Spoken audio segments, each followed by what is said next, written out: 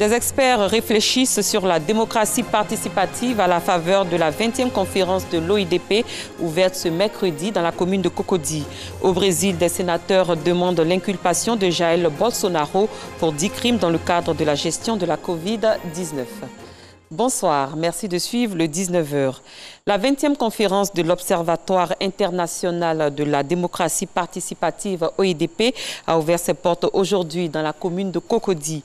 Plusieurs experts vont plancher pendant 3 jours sur la démocratie participative autour du thème Ville, territoire et démocratie participative. Rosemonde Kini, Anissette Kono. La 20e conférence de l'Observatoire international de la démocratie participative OIDP a été lancée ce mercredi matin dans la commune de Cocody.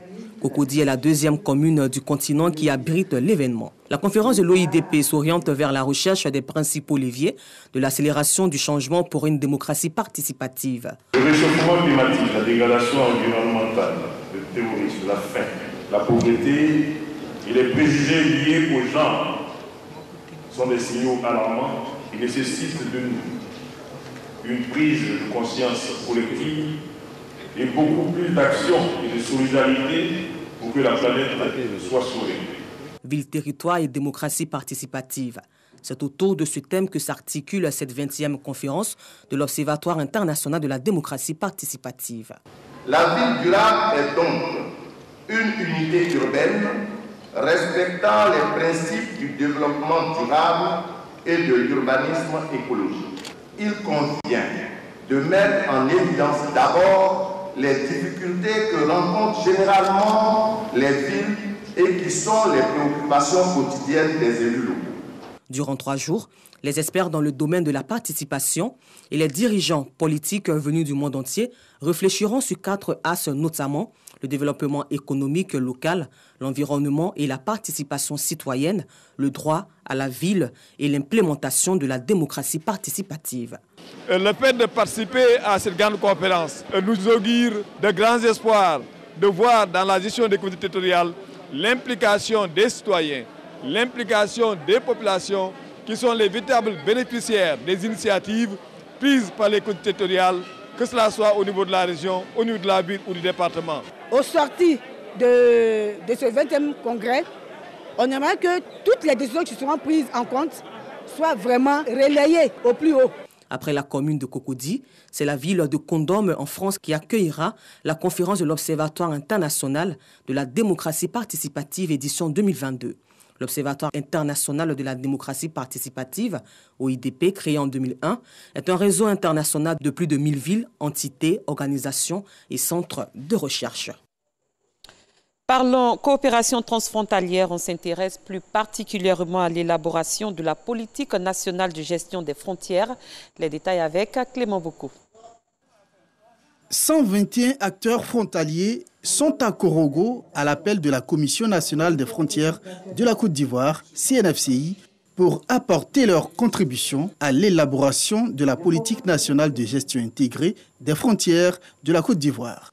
3 jours durant, ils se sont penchés sur les questions liées à la sécurité et au développement des espaces frontaliers. Il faudrait que les limites soient visibles par la population pour éviter les conflits frontaliers qui ont souvent des conséquences vraiment très négatives.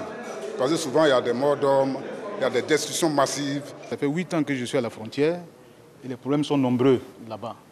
Et tout ça, des problèmes ont existé parce qu'il n'y avait pas une politique nationale pour pouvoir nous aider à affronter ces difficultés-là. Maintenant que la politique est en train de se mettre en place, je pense que c'est pour nous une chance, pour nous qui sommes à la frontière, de pouvoir travailler désormais dans la quiétude.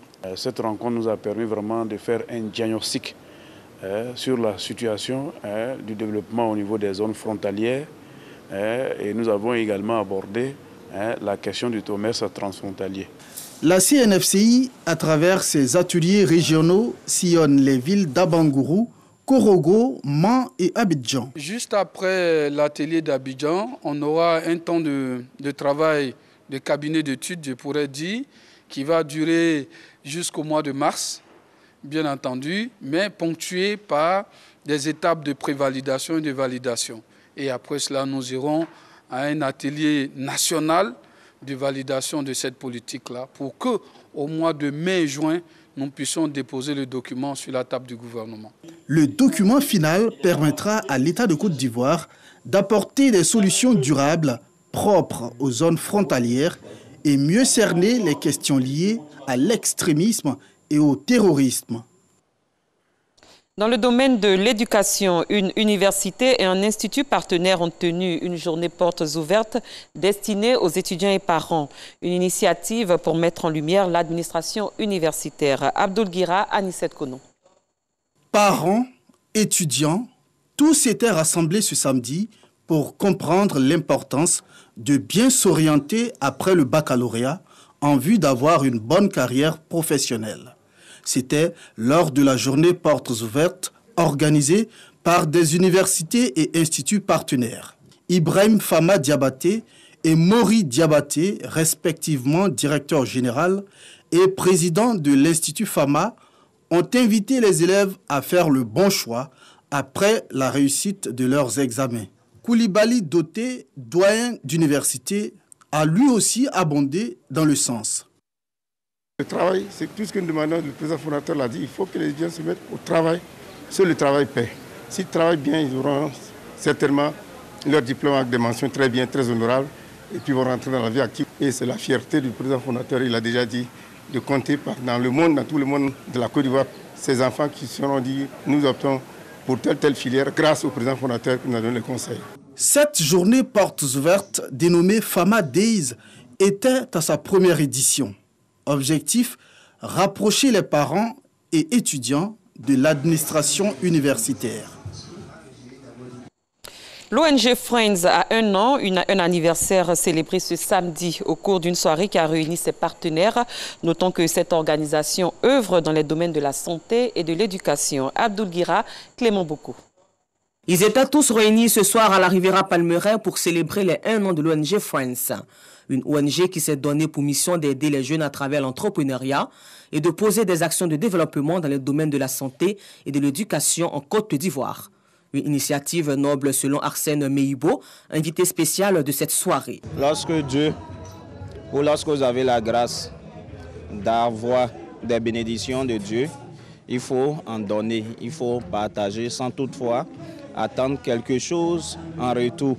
Nous recevons de Dieu, mais bien entendu, nous lui donnons quoi? Rien. Donc c'est pour caricaturer ça que l'ONG a certainement pour devise donner sans rien attendre de retour. Fonda Nguessan, parrain de la cérémonie, a salué les actions menées par l'ONG Friends. Au-delà des actions qu'ils ont menées, c'est une ONG très sérieuse. Et j'ai accepté justement d'accompagner les actions qu'ils mènent, les actions en faveur des personnes vulnérables.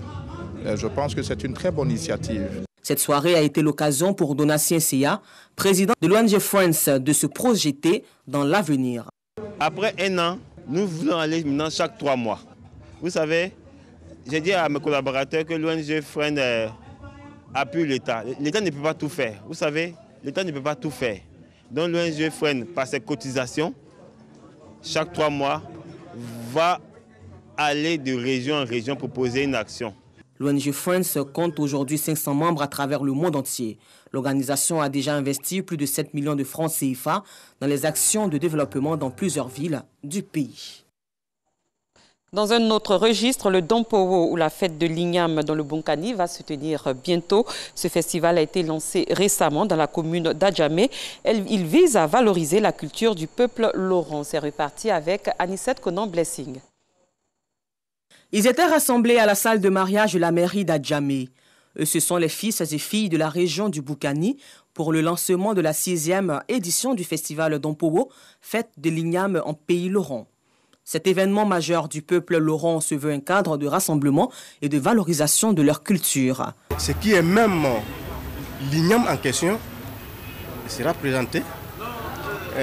Ce qui est la tradition lorrain sera traduit. Pour le parrain, honorable Ouattara Oumar, cette 6e édition du festival Dompowo est aussi une lucarne pour parler du développement de la région du Boukani. Il n'y a pas de développement, il n'y a pas d'éducation formelle sans culture. Et donc la culture est la base de notre connaissance. Car la culture permettra un brassage culturel dans notre zone et cela permettrait de créer la cohésion sociale tant recherchée. La 6e édition du festival d'Ompowo, Fête de l'Igname, se déroulera du 30 octobre au 1er novembre 2021 dans la sous-préfecture de Koko, département de Teini. Hormis le côté festif, au cours de ce festival, le doyen Ien Olo Ahmed, écrivain et anthropologue, animera une conférence portant sur l'histoire du peuple Laurent. À l'instar de plusieurs villes du pays, Mbayakro, dans l'Ifou, a abrité le Maolid, commémoration de la naissance du prophète Mahomet.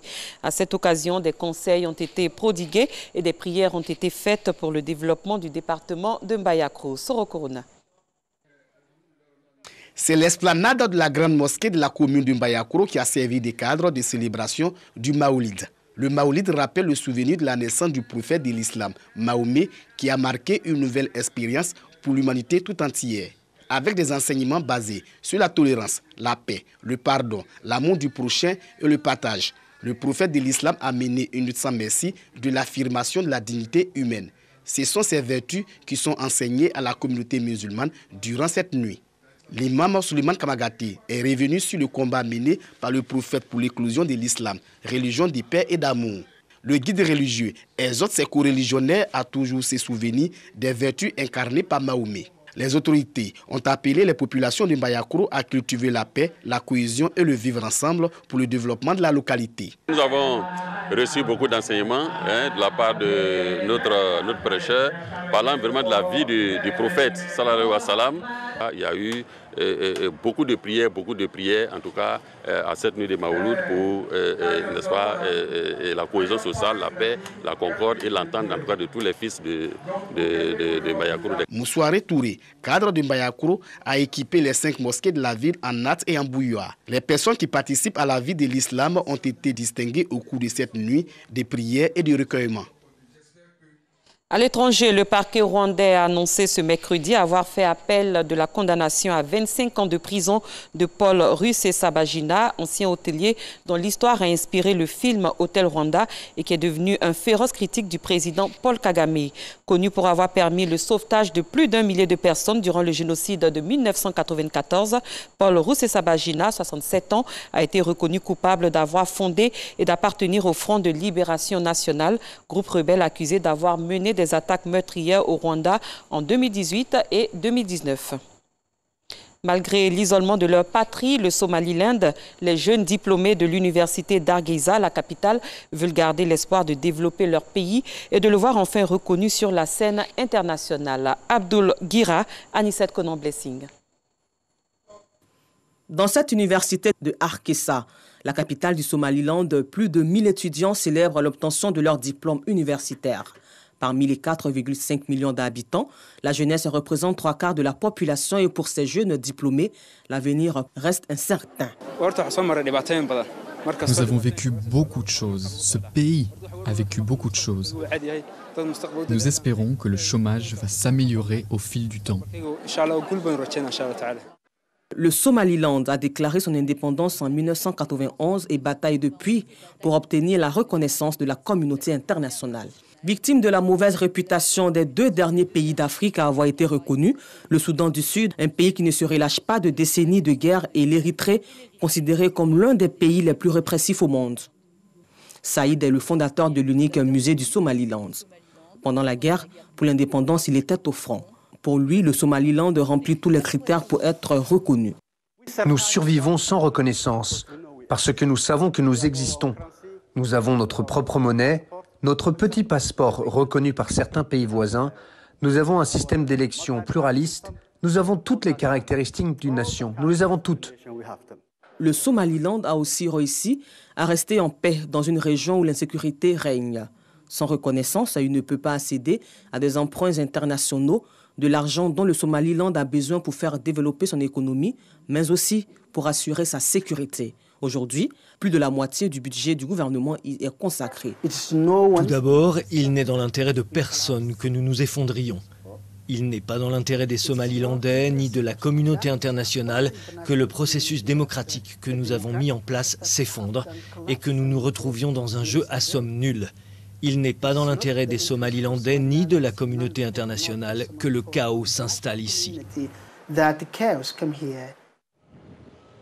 Le Le gouvernement espère donc que le nouveau contrat signé avec une compagnie basée à Dubaï pour la gestion du port de Berbera va créer de nouveaux emplois, mais aussi inciter plusieurs investisseurs étrangers à venir malgré son statut non reconnu. Au Brésil, une commission d'enquête du Sénat a demandé l'inculpation du président Jair Bolsonaro pour au moins 10 crimes, dont crimes contre l'humanité pour sa politique durant la crise sanitaire, selon le rapport publié aujourd'hui par plusieurs médias avant sa lecture. Fin de cette édition. Merci de l'avoir suivi. Excellente soirée. À demain pour un autre journal.